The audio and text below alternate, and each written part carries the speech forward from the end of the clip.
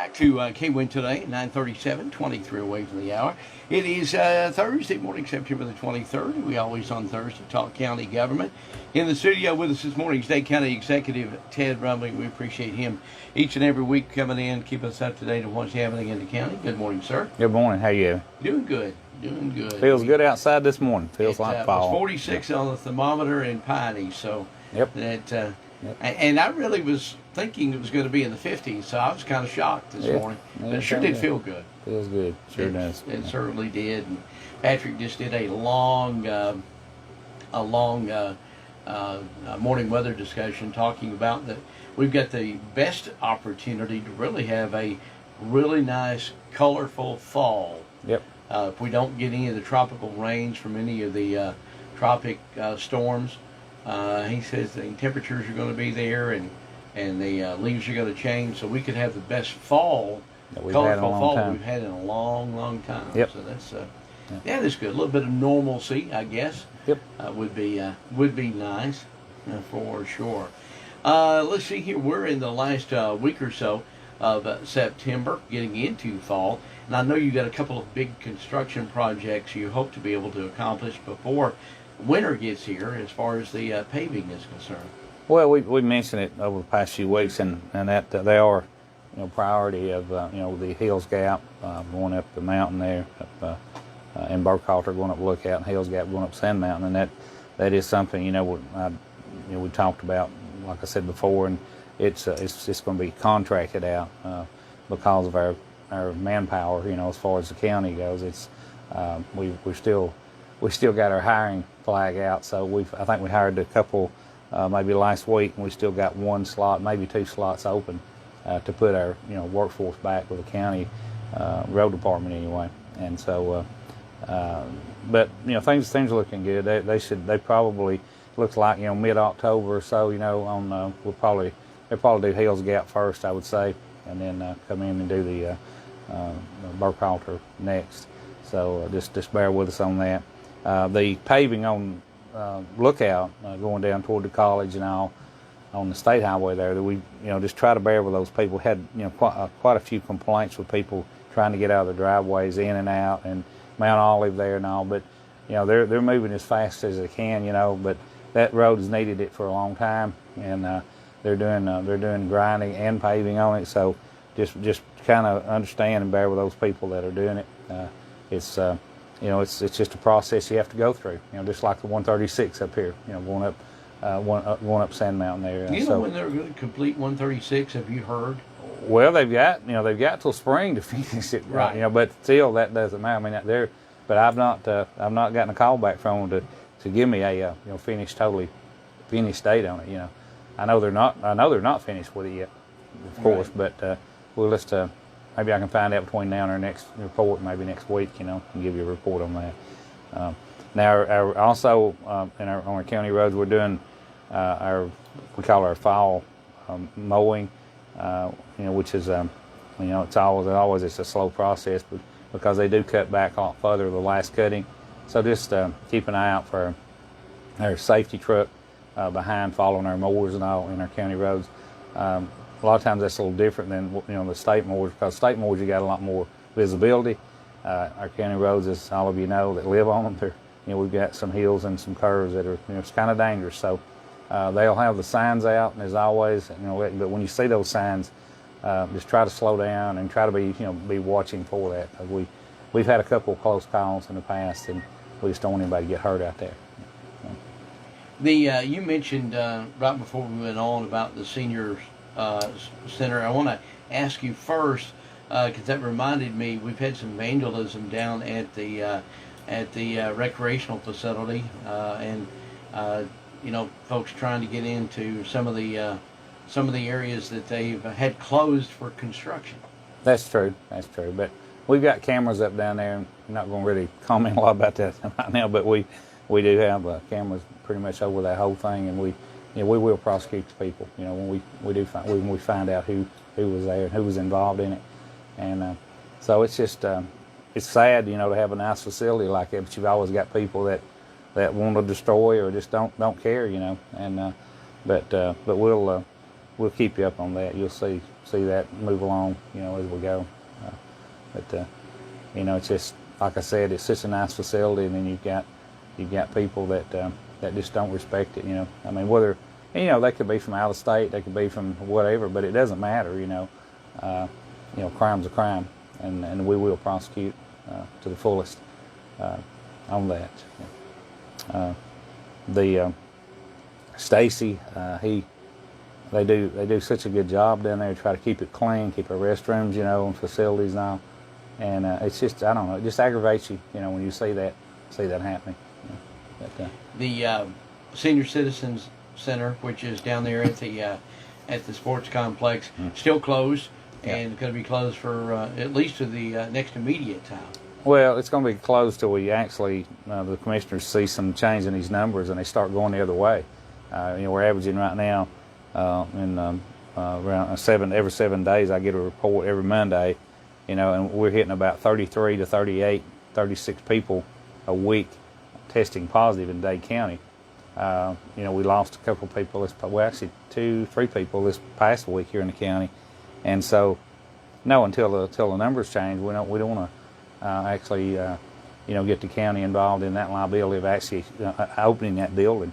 I've had one person ask about the ball fields and all. Well, you're outside there. You've got fresh air, because they were kind of trying to compare that to the closeness of the senior building, and plus our seniors, that age group right there is pretty vulnerable too. So we're gonna do what's right, but we're gonna try to protect our people and not actually bring them back into that closed setting. So we'll keep an eye out for that. And also, you're talking about vandalism a while ago too. The our depot down there, down where the fire, that was arson, and we've got actually a $10,000 rewards offered, for anything leading to that, any information and all, and that's offered through our association, our insurance and association county commissioners. So if you've seen anything at all that night, and possibly, how about just call the Trenton Police or Dade County Sheriff's Department. I know that the last time we spoke about the depot fire, you were waiting for insurance to tell you, if you could start repairing it. I know that you felt like at one time that it could probably be restored, because that was going to eventually be where we all voted. It was, yeah, and we're debating on that right now. We actually, the commissioners of insurance have given us their report, as far as what they'll pay us, as far as that goes, and we're just looking at everything, and it's not really looking good. But I just don't.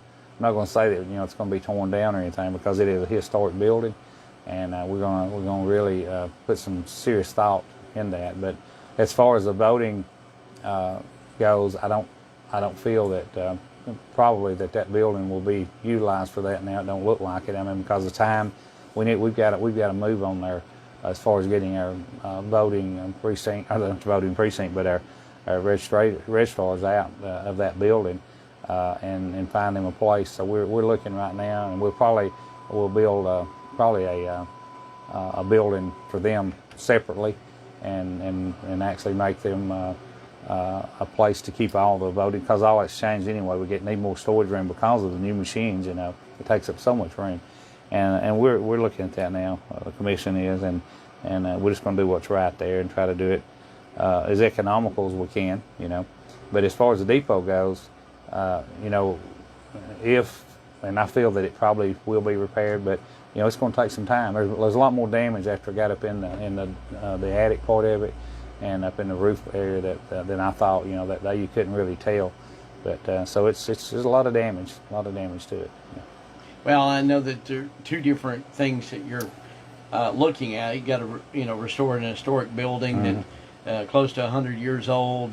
It has a lot of significance here in Dade County, where the railroad was concerned. Then you've got to look at moving the voter precinct and the board of elections, because I don't think people realize that right now all of the equipment for all 7 precincts And since they went to electronic, I mean, you know, if you go to one of the precincts, you may have 4 or 5 of those stand-up Right. computers Right.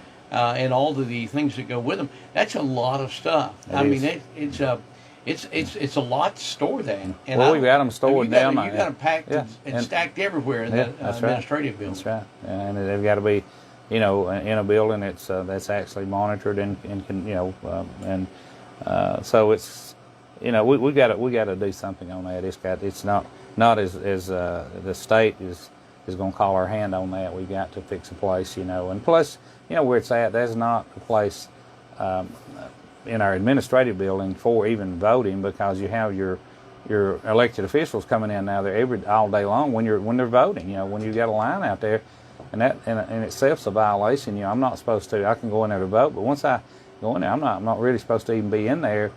And you know, you come in, and I try to come in the back window, but you run into people and they won't talk to you, and they'll stand there in the line, you know, ready to vote. And you know, especially if your name's on the ballot, you know, that's violate. That's, you know, you just can't do that. So we're going to change that. Try to get that changed.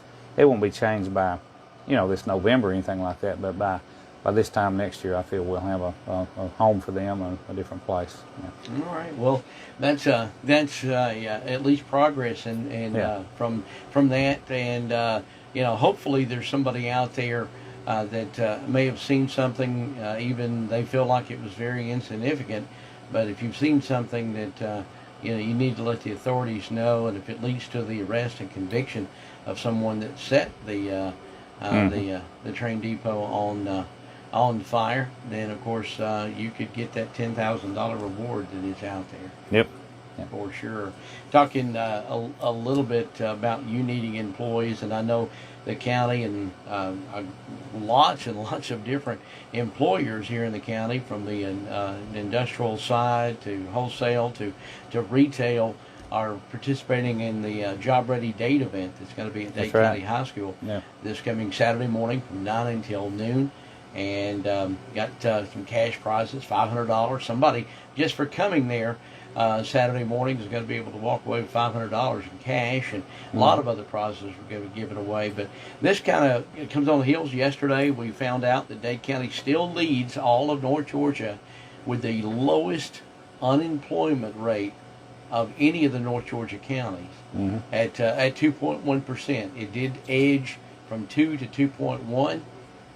Catoosa's at 2.2, Walker's at 2.3. So we're all grouped up there together, and unprecedented unemployment.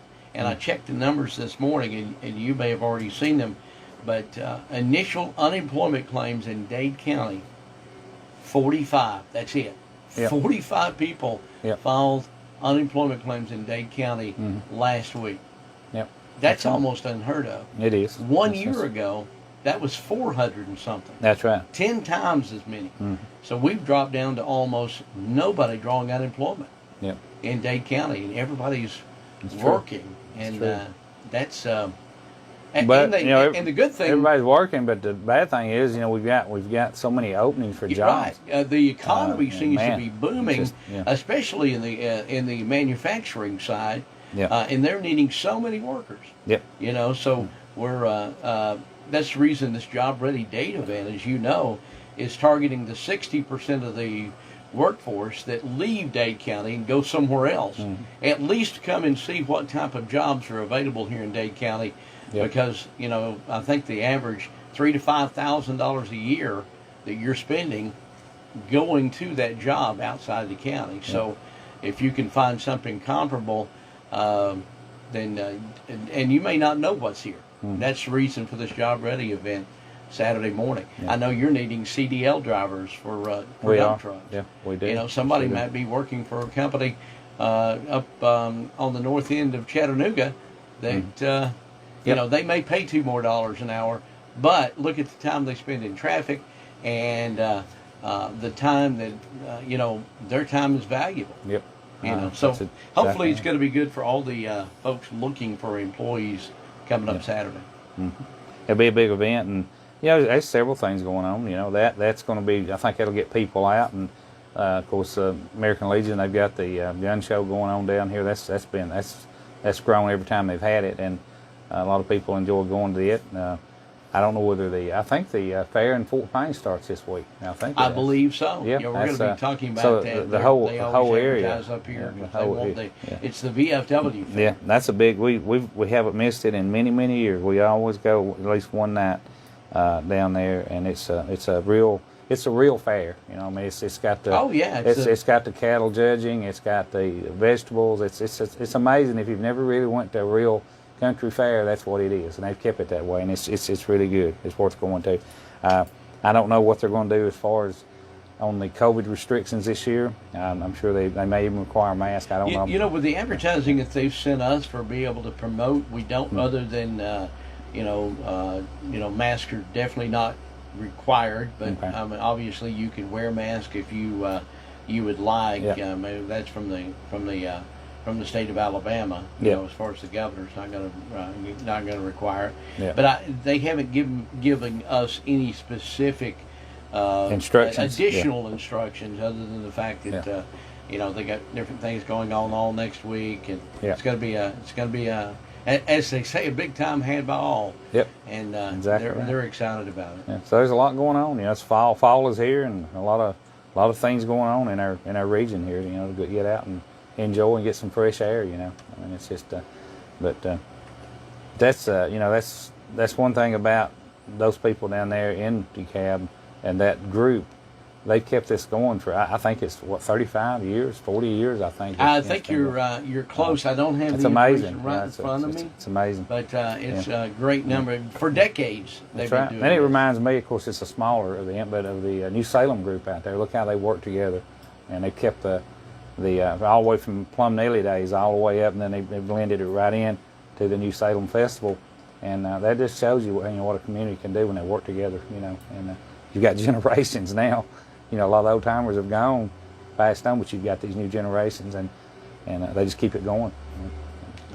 Absolutely. So that'll be fun. I know that getting a little off subject, but Dade County missed a game with Tryon because of having 13 of their players at that time that were on quarantine. That's right. Yeah. And now they picked up a game with South Pittsburgh.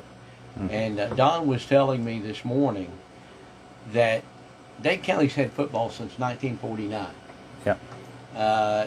Of course, that's almost before both of our ages. Mm. And so they had, but Dade County has only played South Pittsburgh one time. Since then. And that was in 1949. I didn't know that, yeah. That was in 1949, the very first I've year. got my mother's annual. She was in school then, and it's got people that, a lot of people would recommend. Philip Cagle's dad was on it, him and his brother. Rabbit Williams, Frank Williams. On the very first team. They were on the first team. There's a lot of... An unfortunate thing, South Pittsburgh won like 27-0. Yeah. But that was the very first year that Dade County had football. And of course, back then it was Dade County and Davis. They were two different. I guess they were two different high schools. I don't know when Davis started their football. Yeah, they were.